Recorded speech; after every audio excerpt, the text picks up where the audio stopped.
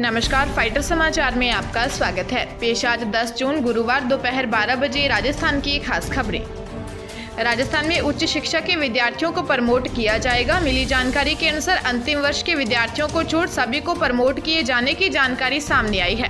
पिछले साल के पैटर्न पर ही अन्य कक्षाओं के विद्यार्थी प्रमोट होंगे। उच्च शिक्षा विभाग द्वारा गठित कमेटी ने यूनिवर्सिटी कॉलेज में परीक्षाएं करवाने को लेकर बुधवार को रिपोर्ट सौंप दी। कमेटी की सलाह है कि फर्स्ट ईयर को बिना परीक्षा प्रमोट करने, सेकेंड ईयर में मल्टीपल एग्जाम और फाइनल ईयर की परीक्षाएं जुलाई अगस्त में करवाई जाएं।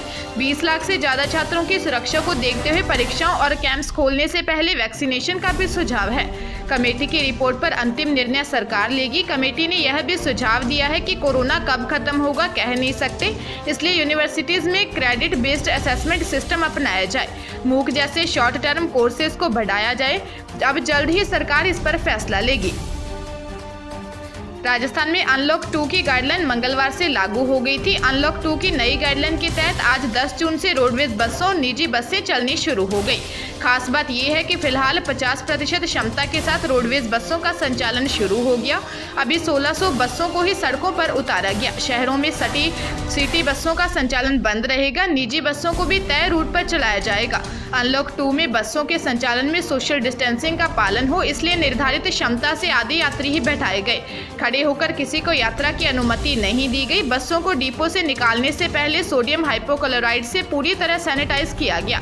साथ ही बसों में यात्रियों को मास्क का प्रयोग करना होगा। ड्राइवर और कंडक्टर भी मास्क लगाकर रखेंगे।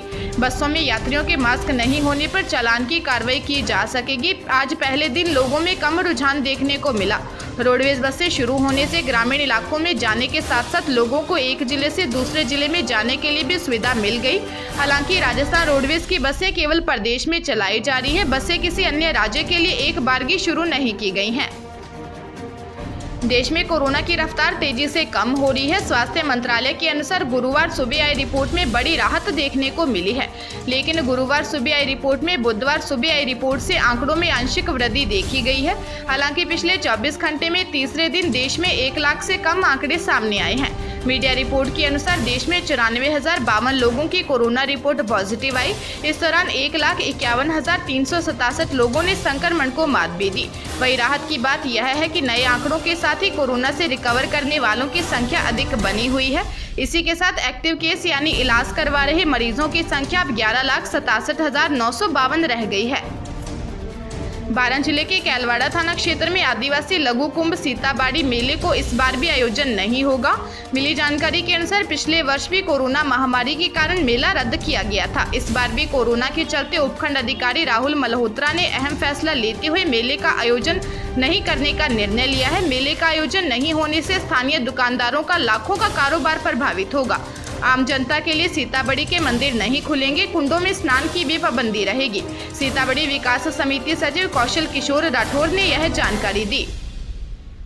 भरतपुर जिले के नगर थाना क्षेत्र के दुंदावल गांव में समधी के यहां मकान की चिनाई करते समय दीवार गिरने से दबकर पिता की मौत हो गई। वहीं पुत्र गंभीर रूप से घायल हो गया। सूचना पर पहुंची पुलिस ने मृतक के शव को अस्पताल की मोर्चरी में रखवाया है। वहीं घायल पुत्र को अस्पताल में भर्ती करवाया है। पुलिस ने बताया कि मृतक घनश्याम सैनी अलवर का निवासी था, जबकि मृतक के पुत्र विनोद के सिर पर गंभीर चोट आई है। बारन जिले के सदर थाना क्षेत्र के बोरीनी गांव में पानी भरने को लेकर 3 साल की मासूम जिया की हत्या की आरोपी उसकी दादी ही निकली है। पुलिस ने बताया कि दादी कनकबाई को गिरफ्तार कर लिया है। पुलिस ने बताया कि 30 मई को ट्यूबवेल पर रास्ते को लेकर 2 पक्षों में झगड़ा हुआ था।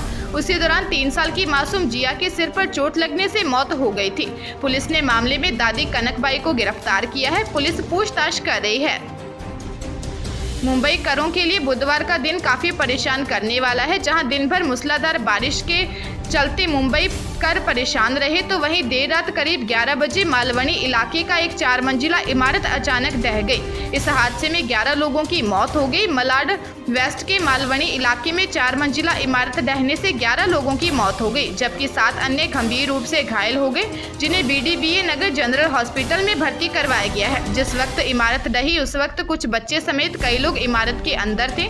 घटना के तुरंत बाद फायर ब्रिगेड घटनास्थल पर पहुंच गई। स्थानीय पुलिस और लोगों की मदद से मलबे में फंसे 15 लोगों को बचाया गया।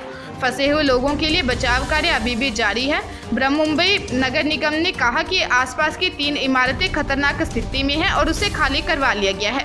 महाराष्ट्र के मंत्री असलम शेख के अनुसार शहर में भारी बारिश के कारण इमारत ढह गई है। आयकर विभाग से बड़ी खबर सामने आई है। मिली जानकारी के अनुसार 29 कर सहायकों को पदोन्नति मिली है। यह पदोन्नति वरिष्ठ कर सहायक के पद पर हुई है। वर्ष 2021 के रिक्त पदों के आधार पर यह पदोन्नति हुई है। PCCIT के अनुशंसा पर कुछ शर्तों के साथ पदोन्नति के आदेश जारी हुए हैं। संयुक्त आयकर आयुक्त दिनेश बड़गुजर ने आदेश पर हस्ताक्षर हैं। काफी समय से कर सहायकों को इस पदोन्नति आदेश की प्रतीक्षा थी। भरतपुर जिले में ऑनलाइन ठगों ने पहले कॉल करके ऐप डाउनलोड करवाई, फिर एक महिला के बैंक खाते से 18,000 रुपये पार कर लिए।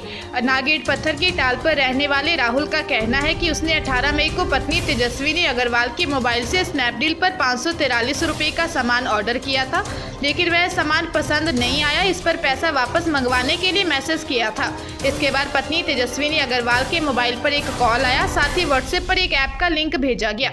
कॉलर ने उस पर ऐप को डाउनलोड करने को कहा। पत्नी ने उस ऐप को डाउनलोड कर लिया, लेकिन ऐप डाउनलोड होते ही बैंक खाते से 18,400 रुपये कट गए। पुलिस मामले की जांच कर रही है। ताजा तरीन खबरों के लिए फाइटर न्यूज को सब्सक्राइब करें और बेल आइकन को प्रेस करें ताकि नई न्यूज अपडेट होते ही आपके फोन की घंटी बज जाए।